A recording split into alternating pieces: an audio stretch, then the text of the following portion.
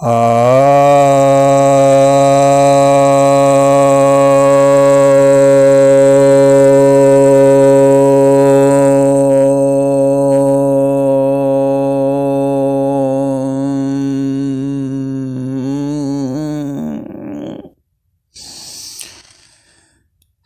भक्तजनों को सप्रेम नमन। भक्तों, आज मैं आपके समक्ष महर्षि पतंजलि द्वारा रचित लोकप्रिय ग्रंथ जिसका नाम योग सूत्र है के दूसरे अध्याय, जिसे साधन पाद भी कहते हैं, के 9वें सूत्र की व्याख्या करने जा रहा हूँ। यह 9वां सूत्र कहता है, स्वरस्वाही विदुषो अपि तथा रूढ़ो अभिनिवेशः। अर्थात जो रस स्वभाव से ही बह रहा है, विद्वानों में भी और मूर्खों में भी एक जैसा,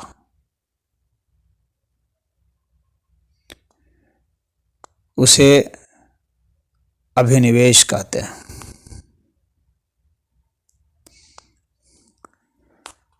तो यह जो अभिनिवेश क्लेश है, इसके विषय में पतंजलि जी कह रहे हैं कि यह जो अभिनिवेश है वो स्वरसवाही है। स्वरस यानी स्वभाव से ही वासना द्वारा यह प्रेरित है,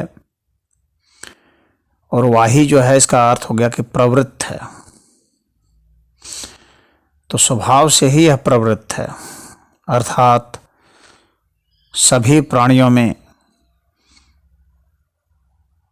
जन्म जन्मांतर से ही यह चला आ रहा है, स्वभाव से ही चला आ रहा है। चित्त में इसका स्वभाव रचा बसा हुआ है। यह मरण रूपी भय का संस्कार है। और यहाँ जो विद्वानों के लिए भी प्रयोग हुआ है,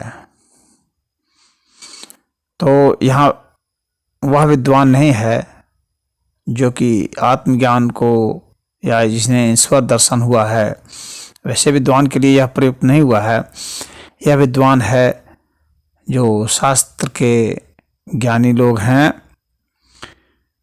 जिन्हें शब्दों का ज्ञान है, जिन्हें क्रियात्मक कोई बोध नहीं है, साधना जिन्होंने कुछ ऐसी कर नहीं रखी है।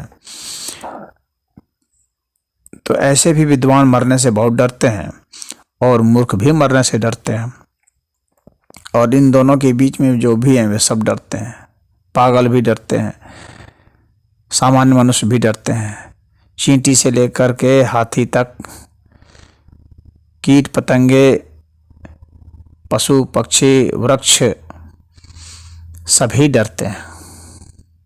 बैक्टीरिया वायरस भी डरते हैं, सब डरते हैं। मृत्यु से ऐसा कोई नहीं है जो कि भयभीत नहीं होता, या मृत्यु के लिए सभी में प्रतिक्रियाएं होती हैं। तो यह जो भय है, ये हमारे चित्त में विद्यमान हो जाता है और दुख उत्पन्न करता है, क्लेश उत्पन्न करता है। इसीलिए अभिनिवेश एक क्लेश है, मृत्यु एक क्लेश है। और इसी क्लेश के कारण मनुष्य हर तरह की कोशिश करता है स्वयं को बचाए रखने का। यह क्लेश उसे कभी भी चैन से नहीं रहने देता, चाहे सोया हुआ भी हो, लेकिन मृत्यु से आक्रांत ही रहता है, भयभीत ही रहता है। क्योंकि ये लोग मानते हैं कि मैं बना ही रहूं, ऐसा कभी नहीं हो कि मैं नहीं हो। और अपना यह जो स्वरूप है, वर्तमान स्वरूप, इसको बदलना त्यागना नहीं चाहता है वह। माना भूयम भूयाशम इति, उनका यह सिद्धांत होता है कि ऐसा नहीं हो कि मैं नहीं हूं। और शरीर विषयादि भी मम वियोगो मां भोदति, अर्थात शरीर और विषय जितने भी हैं, रूप रस गंध श्रवण, ये सब इन सब से मेरा कोई वियोग नहीं हो।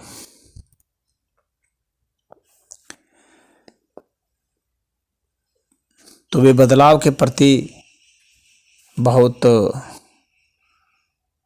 प्रतिक्रियावादी हो जाते हैं, परंतु इस बदलाव को वे रोक नहीं सकते।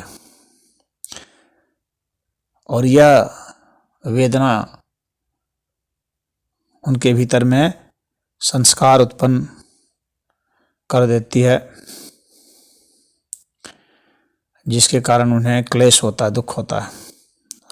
ऐसे तो भगवान ने कहा है, न जायते मृते वा कदाचिन नायं भूत्वा भविता वा न भूयः अजो नित्यः शाश्वतोऽयं पुराणो न हन्यते हन्यमाने शरीरे। अर्थात यह आत्मा किसी काल में भी न जन्मता है, न मरता है, अथवा न यह होकर फिर न होने वाला है, क्योंकि यह जन्मा नित्य शाश्वत और पुरातन है। शरीर के नाश होने पर भी इसका नाश नहीं होता, परंतु उनके कहने से क्या होता है, भय फिर भी नहीं खत्म होता।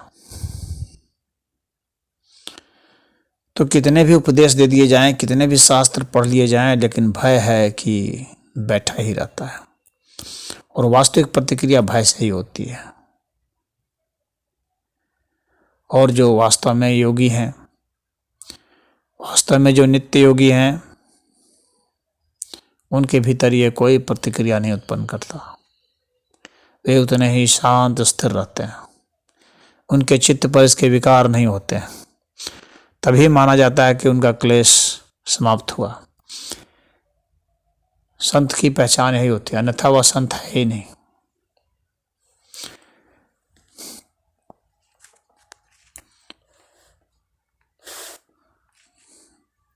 तो ये जो क्लेश हैं, इन क्लेश के खत्म हो जाना जरूरी है। चाहे राग हो, चाहे द्वेष हो, चाहे सुख हो, चाहे दुख हो, चाहे अविद्या हो, चाहे अभिनिवेश हो, ये सारे क्लेश समाप्त हो जाते हैं जब, तो कहा जाता है कि अब ये मुक्त हुए हैं और अब ये परम योगी हैं, अब ये परम संत हैं। लेकिन जब आज तक ऐसा नहीं होता है, राग द्वेष के कारण आत्माभ्यास हो जाता है, तब यह मृत्यु का भयंकर संस्कार भयंकर कष्ट देता रहता है। मृत्यु से बचने के लिए बहुत लोग तप करते हैं, बहुत महामृत्युंजय मंत्र का जाप करते हैं, परंतु फिर भी मृत्यु से मुक्त नहीं होते।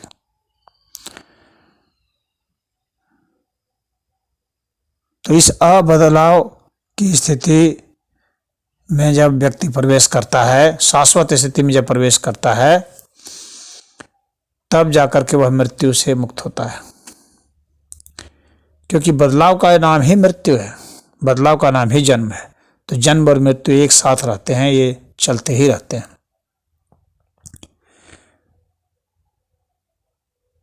तो जितने भी सकाम कर्म होते हैं, इसी अभिनिवेश क्लेश के कारण होते हैं, इसी अविद्या के कारण होते रहते हैं।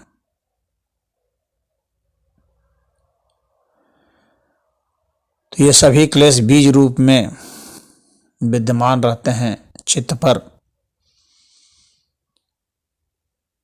और ये भिन्न भिन्न अवस्थाओं में रहते हैं, जैसे कि सोए हुए अवस्था में रहते हैं, या थोड़े से दुबले हो गए होते हैं, जिसको तनु कहा गया है। तो प्रसुप्त रहेंगे, तनु रहेंगे, या अलग थलग रहेंगे, विच्छिन्न रहेंगे, या उदार या सहयोगी रूप में रहेंगे।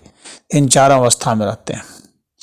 अब इनके बीज कैसे नष्ट होंगे, कैसे दग्ध हो जाएंगे, जिसको कि प्रसंख्यान कहा जाता है, विवेक ख्याति कहा जाता है, यह पतंजलि जी हमें आगे के सूत्र में बताएंगे।